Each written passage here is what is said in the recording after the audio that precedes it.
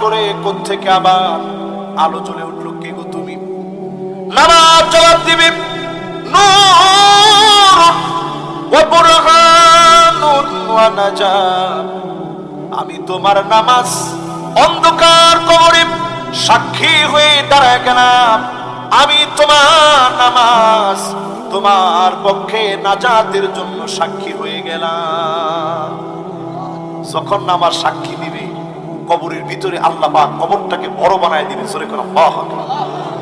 যেই লোকটা নামাজ পড়তে পারেন নাই, লাইসা লাহু নূরুন ওয়ালা বুরহানুন ওয়ালা নাজাত, ওই লোকটার কোনো রূপ মাফ নাই, কবরের ভিতরে কোনো আলো নেই, তার পক্ষে কোনো সাক্ষী নাই। অন্ধকার কবর ঘুটঘুটে অন্ধকার হয়ে যাবে, চতুর্দিক থেকে মা শুরু হয়ে যাবে। ওয়াকানা মাআ ফিরআউনা ওয়া হামানা ওয়া কারুনা ওয়া উবাই বিন খালাফ।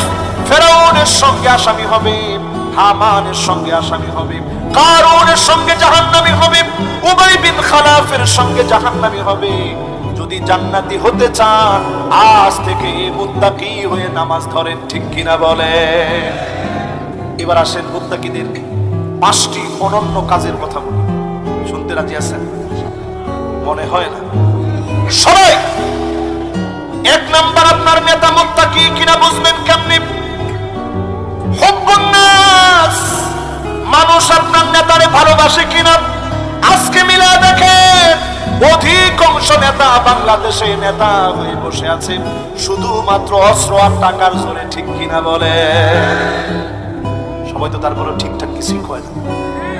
আসলে কি এরকম নেতা সিরাজগঞ্জেও আছে? নেতা কিসের বলে?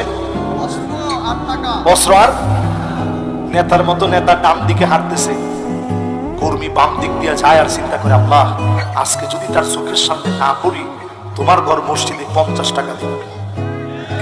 এরকম নেতা আছে না নাই? হুব্বুন নাস মানে মানুষের ভালোবাসা দিতে পারে নাই।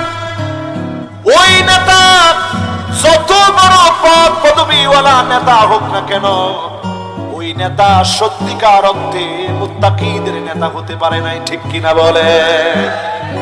মুত্তাকিদের নেতা তো তারা যাদেরকে জুলুম করে নির্যাতন করে নিঃশেষ করা হবে, যুগ যুগ চলে যাবে, শতাব্দী চলে যাবে, হৃদয়ে মানুষ তাদের নাম লিখে রাখবে।